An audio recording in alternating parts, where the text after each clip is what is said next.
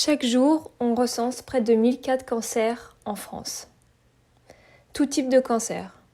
Aujourd'hui, nous le savons, la nutrition peut jouer un rôle essentiel dans la prévention. Coucou la team! Dans ce podcast, nous allons parler alimentation de prévention. Une alimentation saine visant à minimiser au maximum les risques de maladies telles que le cancer. Aujourd'hui, nous comprenons mieux la maladie du cancer et pourtant la mortalité ne cesse d'augmenter. Alors, qu'est-ce que nous avons appris ? On sait de quoi se nourrissent les cellules cancéreuses, on sait aussi quel environnement est propice au développement, mais on sait également que le métabolisme a un rôle important dans la maladie et que le cancer est surtout une affaire de style de vie plutôt que les gènes. 85% des cancers sont dus à l'environnement, aux habitudes alimentaires, au stress et tout un tas de facteurs qui nous entourent. Grâce à l'ensemble des études qui ont été menées, on sait maintenant que l'alimentation peut jouer un rôle déterminant dans la prévention, mais aussi dans le soin. L'alimentation comme prévention pour éviter d'avoir un cancer, pour éviter de nourrir le cancer et de le développer surtout. En France, nous n'avons pas de campagne de prévention au cancer. On a des associations qui font super bien leur travail, mais c'est des campagnes de dépistage. On peut voir des campagnes de dépistage pour le cancer du sein, pour le cancer de la prostate, mais ici on parle de dépistage précoce. Et bien que ça soit hyper important, si tu sens quelque chose, si tu sens une grosseur, une boule, c'est que tu as déjà développé la maladie, c'est que la maladie elle est là. Donc j'ai envie de te dire, si la maladie est là, la prévention, c'est trop tard. Même si il faut toujours en faire. Donc on n'a pas de campagne de prévention. Il y en a dans certains pays comme la Suisse, mais en France, non. La prévention, elle, c'est maintenant. C'est quand tout va bien qu'elle doit être faite. C'est justement pour éviter de développer la maladie qu'on va faire de la prévention. C'est pour éviter de nourrir la maladie. C'est quand même la maladie de notre siècle. On n'oublie pas, 1000 cas de cancer par jour en France, tout type de cancer confondu. 1000 cas, c'est énorme. La nutrition de prévention aujourd'hui, c'est la nutrition santé de demain. Bien entendu, chaque cancer est différent. Et en fonction de chaque cancer, les causes seront différentes. Mais on a quand même des causes qui sont identiques à tous les cancers. Et aujourd'hui, on sait que la baisse de l'immunité, la baisse des défenses immunitaires, dépend de notre hygiène de vie. Donc, dans notre hygiène de vie, il y a le petit déjeuner, il y a le déjeuner, il y a le dîner, il y a le sommeil, il y a les relations qu'on a avec notre entourage proche, notre relation avec notre entourage professionnel, social. Mais il y a aussi les mauvaises habitudes alimentaires qui sont encore, elles aussi, reliées à l'immunité. Les mauvaises habitudes alimentaires, on entend aussi par là la sous-nutrition, quelqu'un qui est plutôt dans l'anorexie, ou la surnutrition, quelqu'un qui est plutôt dans l'obésité. En fait, ces mauvaises habitudes alimentaires, elles vont créer un état inflammatoire et elles vont augmenter les risques de cancer. Et puis après, il y a tous les autres facteurs, les perturbateurs endocriniens, le stress, la pollution. Après, il y a les facteurs des gènes. Voilà, il y a une multitude d'autres facteurs. Mais la nutrition, on sait qu'elle est extrêmement importante, que l'hygiène de vie est extrêmement importante et que les habitudes alimentaires ont leur rôle à jouer dans la prévention, mais également dans le soin. Parce qu'effectivement, quand on développe un cancer, la nutrition, elle est aussi importante. Bien sûr, elle remplacera jamais le protocole qui aura été mis en place par le cancérologue. Mais l'alimentation de prévention, lorsqu'on a développé la maladie, viendra aider le traitement qui a été mis en place et elle viendra augmenter les chances de vaincre le cancer et éviter les récidives. Donc c'est hyper important, vraiment extrêmement important, lorsqu'on développe la maladie, de prendre soin de son alimentation et vraiment d'adopter une nutrition de prévention. Le problème aujourd'hui en France, c'est que la plupart des cancérologues ne prennent pas en compte la nutrition. La plupart des cancérologues, lorsqu'on développe un cancer, ils vont nous dire, vous pouvez manger de tout, faites-vous plaisir. Et là, c'est la plus grosse balle qu'on va se tirer dans le pied. Et ça, malheureusement, les études le montrent. Et c'est triste aujourd'hui que la nutrition ne fasse pas partie des soins. Toutefois, tous les cancérologues ne sont pas pareils et certains vraiment ont compris l'importance de la nutrition et se battent et défendent cette idée-là. Je pense au cancérologue le Docteur Joyeux. Je vous invite vraiment à aller voir son travail qui est fantastique, qui lui est un cancérologue maintenant à la retraite, mais il fait un travail fantastique dans justement la nutrition de prévention, car toutes les études ont montré qu'effectivement, on peut voir le lien entre la nutrition et le développement de certains cancers. Ou à l'inverse, une alimentation de prévention et justement l'arrêt du développement de certains cancers. Donc je vous invite vraiment à aller voir son travail parce que c'est extraordinaire et c'est vraiment bien que des gens comme lui se battent pour ça. Ils rendent plus crédible notre travail. Et c'est ce pourquoi on milite aujourd'hui parce qu'il ne faut pas oublier que 1000 cas de cancer par jour, c'est énorme. Donc je vous invite à voir son travail et à lire ses livres qui vraiment sont extrêmement intéressants. Donc voilà, on a bien compris qu'une alimentation de prévention évitera le développement de cancer, du moins de le nourrir, et pendant la maladie peut venir en complément d'un protocole mis en place. Il faut savoir que lorsqu'on est atteint du cancer et que l'on fait un TEP scan, on nous injecte une dose de glucose avec des marqueurs irradiés, du glucose irradié on va dire. Et ça s'appelle le fluorodéoxyglucose. Comme tu l'as bien entendu, c'est bien du glucose. On nous injecte du glucose dans le corps. Et lorsque tu vas faire ton TEP scan, les marqueurs qui sont dans ce glucose vont apparaître. C'est-à-dire que tes cellules cancéreuses vont ressortir lors du TEP scan. C'est pour savoir si ton cancer s'est métastasé, si les cellules cancéreuses se sont propagées. Donc, tu l'as bien compris, on injecte une dose de sucre pour que le cancer se nourrisse de ce sucre et puisse ressortir à l'écran. Donc, ça veut bien dire que le cancer, aujourd'hui on le sait, se nourrit de sucre pour se propager. Il aime ça. Donc, à partir de ce moment-là, la nutrition joue un rôle extrêmement important et il y a certains aliments qu'il faudra vraiment limiter absolument dans ton alimentation pour éviter le développement de ces cellules-là. Encore une fois, certains de mes confrères font un travail remarquable dans la recherche au niveau de la nutrition, de prévention et aussi la nutrition pendant la maladie. Et justement, je t'invite à lire le bouquin si tu es intéressé qui s'appelle « Le cancer aime le sucre » de Magali Wolkowicz. Elle fait un travail remarquable, c'est une diététicienne nutritionniste qui est spécialisée dans l'alimentation cétogène. L'alimentation cétogène est très intéressante lorsque tu es déjà atteint de la maladie du cancer et elle va vraiment venir soutenir la chimio, le protocole qui est mis en place. Elle va vraiment aider la chimio à œuvrer et justement à éviter les effets indésirables de celle-ci.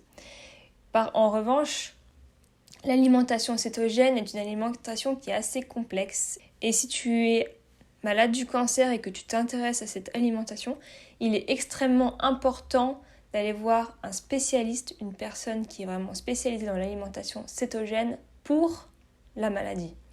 Il ne faut vraiment pas voir n'importe qui et pas faire ça tout seul, car suivant ton cancer, bien entendu, les adaptations seront différentes. Donc je t'invite à lire ce livre si ça t'intéresse, Le cancer aime le sucre, et à te renseigner auprès de Magali.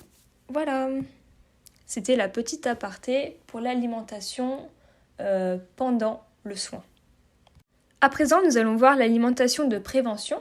L'alimentation où, quand tout va bien, justement, elle est là, elle est préventive et elle va t'aider justement à ne pas développer cette maladie, à ne pas nourrir ces cellules cancéreuses. Pour commencer, il sera très important de respecter l'assiette santé. L'assiette santé, c'est l'assiette la plus équilibrée. Elle est composée de la manière suivante. Tu divises ton assiette en 3. La moitié de ton assiette sera composée de légumes avec un fruit. Un quart de ton assiette sera composé de protéines et un autre quart de ton assiette sera composé de féculents. On n'oubliera pas l'apport en lipides, en bonne graisse. Et surtout ton verre d'eau que tu boiras doucement au cours de ton repas. Un seul verre d'eau. Et on n'oublie pas, la chronohydratation, c'est le meilleur moyen de profiter des nutriments lors de ton repas. Donc je t'invite à relire le post que j'avais fait sur Instagram sur la chronohydratation.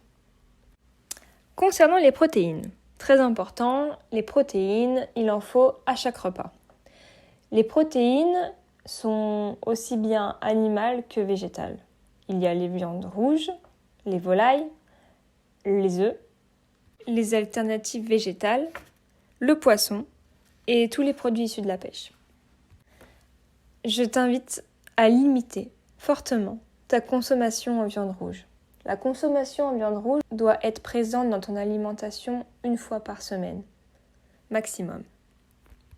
Préfère la viande blanche, bio de préférence, mais si tu peux, mange du poisson. Le poisson, c'est l'idéal et encore mieux les poissons gras. Le maquereau, la sardine, c'est bourré d'oméga 3 et c'est carrément bon pour ta santé. C'est vraiment l'aliment qu'il faut mettre en avant dans ton alimentation. Si tu manges des poissons gras plusieurs fois par semaine, alors tu n'auras pas besoin de te complémenter en oméga 3 parce qu'ils sont déjà présents. Donc c'est très important. Franchement, mange du poisson. Et les œufs. N'oublie pas les œufs. Les œufs doivent faire partie de ton alimentation si tu les aimes. Mange des œufs jusqu'à 2 par jour, voire 3 maximum si tu es un grand sportif. Les œufs sont une grande source de protéines où on retrouve tous les acides aminés essentiels. Donc c'est la protéine la plus assimilable par le corps. C'est la protéine de référence.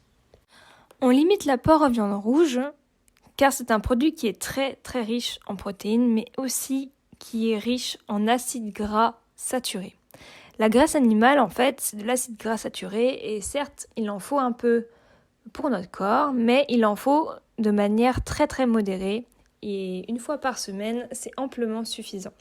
Il vaudra mieux passer sur du poisson gras, qui eux sont des acides gras insaturés et pour le coup, ceux-ci sont remplis de bons nutriments pour notre corps et pour notre santé. Le poisson gras est plein de vitamine E, de vitamine D et d'oméga 3. Du coup, à choisir entre les deux, passe au poisson gras, c'est nettement plus sain pour ta santé. Ensuite, les fruits et légumes. On va commencer par les légumes.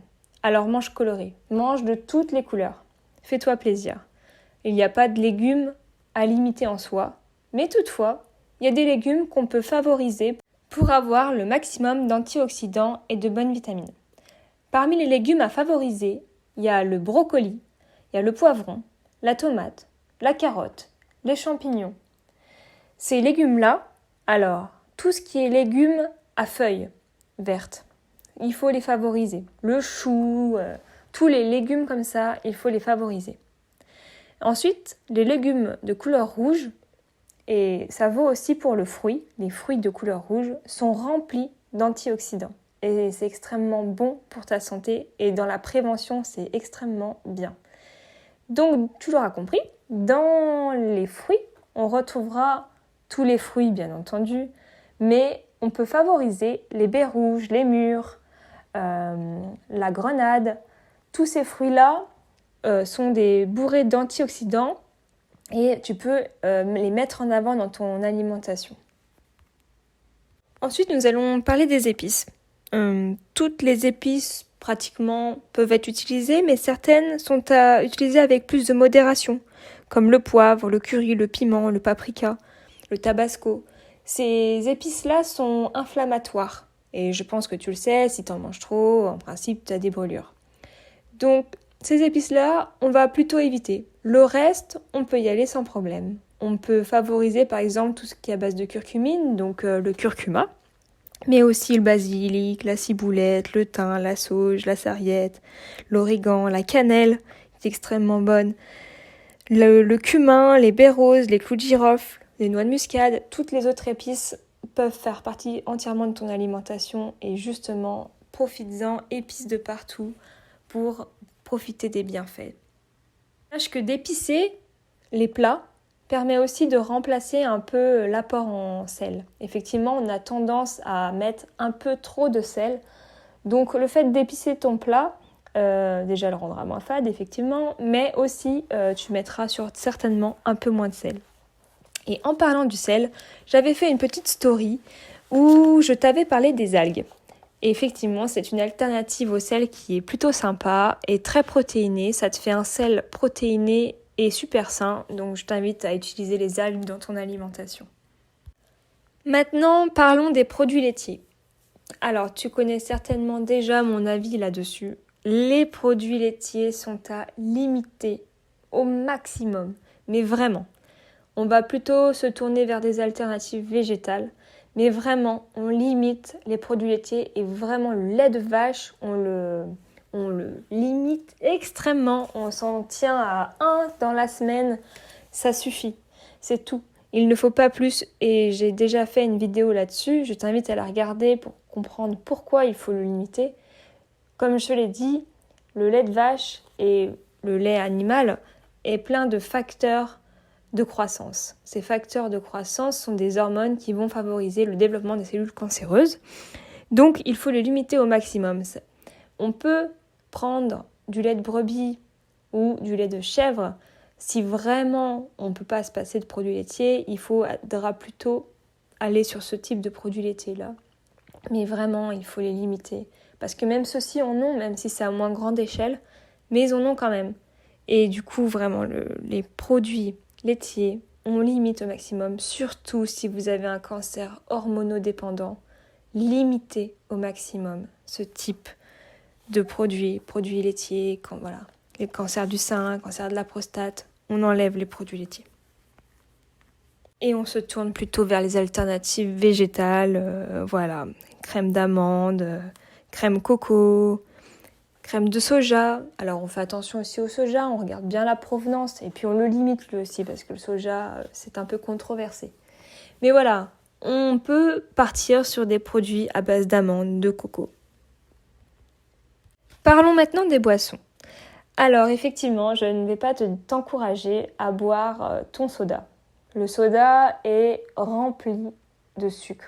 C'est une bombe de glucides et c'est une bombe pour ton corps aussi. Donc forcément, je ne vais pas t'encourager à le boire. Toutefois, si ça reste occasionnel, pourquoi pas. On va plutôt préférer du thé. Par exemple, le thé vert et le thé matcha, c'est vraiment une boisson qui est parfaite dans l'alimentation de prévention car elle est détox. Et c'est une boisson qui est à favoriser. Donc je t'invite à boire peut-être plus de thé, même du thé glacé. Il y a aussi le café. Le café c'est ok. On va pas en boire 15 tasses, mais c'est ok. Après, peut-être des eaux gazeuses ou des jus de fruits pressés, bien entendu par toi. Et puis le vin. On peut parler du vin. Si ton cancérologue ne te donne pas de contre-indication, le vin rouge, et je dis bien vin rouge et bio, bien entendu, c'est ok. C'est ok une fois par jour, un verre de vin par jour uniquement. Mais c'est ok. Après, dans l'alimentation de prévention, effectivement, il ne faut pas être aussi strict. Toutefois, on fait attention. Tout est une question de modération. Ce qu'il faut faire attention, c'est au sucre. On a bien compris que les cellules cancéreuses se développent avec le sucre. Donc il faudra bien faire attention à ton apport en glucides. Et c'est vrai, ne pas manger trop sucré, ne pas faire un repas que de produits sucrés. Et surtout, mais surtout vraiment, faire attention aux faux sucres, ce qu'on appelle les édulcorants, qui font partie de notre alimentation industrielle. On en retrouve de partout. C'est une bombe à retardement. Le seul édulcorant où on a conclu qu'il était sans danger, c'était la stevia. Voilà. Le reste, on fait attention. Franchement, les produits industriels sont bourrés de merde, on va pas se mentir, et ils sont bourrés d'édulcorants. Je ferai une prochaine vidéo sur la lecture d'étiquettes pour vous apprendre justement à lire correctement les étiquettes industrielles et que vous compreniez que certains produits qui se veulent sportifs et sains sont bourrés de merde. Petit aparté terminé. Revenons-en aux huiles. On va parler maintenant des lipides. Alors, pour ce qui est des lipides, on va préférer l'huile d'olive et l'huile de colza, éventuellement l'huile de coco, et puis après tous les oléagineux, c'est ok.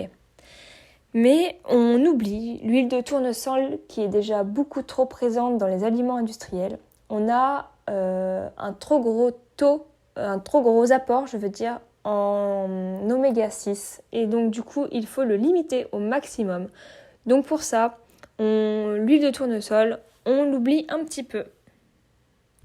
On favorise les bonnes graisses. Et la meilleure graisse, c'est l'huile d'olive. Première pression à froid et bien entendu bio. Maintenant, passons aux aliments qu'il faut limiter et même, je dirais, supprimer par prévention dans notre alimentation. Je parle des huiles raffinées. Les huiles raffinées sont bourrées de merde, donc on les oublie. Le lait, on en a déjà parlé, avec les fromages et produits laitiers, c'est à limiter au maximum. On fait attention aux édulcorants, aux faux sucres. Donc on les limite au maximum et il faudrait même, je dirais, les supprimer complètement. Donc pour ça, il faut faire attention à notre alimentation industrielle et l'alimentation ultra transformée qui sont eux remplis de graisses saturées, de mauvaises graisses et d'édulcorants. Je reviendrai donc, comme je l'ai dit, sur un post avec les lectures d'étiquettes alimentaires. Ensuite, on fait attention à ne pas avoir une alimentation trop riche en sucre, trop riche en glucides, qui va nourrir ces cellules. Enfin, on va faire attention aux produits raffinés comme les céréales raffinées. On enlève les farines blanches. On fait attention à l'apport en sucre et à l'apport en alcool. Et on préférera les céréales complètes et les vieilles les farines anciennes, telles que le petit épeautre, qui sont l'idéal. En fait, même les farines où il y a le moins de gluten, sont intéressantes. Bien entendu, pour accompagner cette alimentation de prévention, il est indispensable de faire du sport. Effectivement, l'apparition de la maladie du cancer est aussi dépendante de notre activité physique. Il est extrêmement important de pratiquer une activité physique quotidienne, environ 30 minutes par jour, même juste 30 minutes de marche, et puis 2 à 3 fois par semaine, une activité sportive plus intense qui fera augmenter notre cardio. C'est très important. Il faut que le cœur monte un peu. Il faut vraiment que le cardio monte. C'est important. Voilà, donc la pratique d'activité physique est importante aussi pendant la période de soins. Malgré la fatigue, il faut se bouger, il faut faire du sport. Et si vous êtes malade, attention à votre entourage qui vous voit vous affaiblir peut-être à cause de la chimio et qui vous dit de manger pour prendre des forces, de manger ce que vous voulez pour prendre des forces, de ne pas aller au sport parce que vous êtes fatigué. Non, c'est de mauvais conseils. Quand on fait de la chimio, on fait attention à ce qu'on mange et surtout on fait du sport. C'est hyper important pour continuer à avoir les bienfaits de la chimio. Pourquoi je te dis ça ? Parce qu'une mauvaise alimentation va augmenter les effets indésirables de la chimio. Et une mauvaise hygiène de vie augmentera également les effets indésirables de la chimio. Alors, non, aller au sport, malgré ce que tu peux croire, va peut-être te fatiguer un peu, mais ce sera de la fatigue musculaire, ce sera de la bonne fatigue. Ça aidera ton corps à se défendre contre les effets secondaires de la chimio. C'est important, vraiment c'est très important. Pour terminer ce podcast, je vais te parler un petit peu complémentation. Il est important que tu aies de la vitamine D. Alors, si nous sommes au printemps ou en été, expose-toi au soleil pendant 15 minutes, ça fera l'affaire. Mais si nous sommes en période d'automne et d'hiver, je t'invite à te faire une cure de vitamine D, de prendre au quotidien de la vitamine D. C'est très important pour renforcer ton système immunitaire. Je t'invite également à prendre de la spiruline, qui est une bombe énergétique et qui boostera également ton système immunitaire. C'est une algue parfaite pour ton alimentation de prévention. Je t'invite aussi à prendre du magnésium, car en cette période d'automne, la fatigue et le stress sont certainement présents. Donc une petite cure de magnésium, c'est parfait. Et puis enfin, de la vitamine C pour stimuler tes défenses immunitaires. L'alimentation a donc pour but de prévenir de certaines maladies. Bien entendu, il ne faut pas rentrer dans une psychose. Fais-toi plaisir, mange de tout, mais de façon modérée et favorise ces aliments que je t'ai cités. Voilà, c'est la fin de ce petit podcast. Alors si tu as des questions, n'hésite pas à me contacter sur mon Instagram. Et je te dis à bientôt chez Nutrit.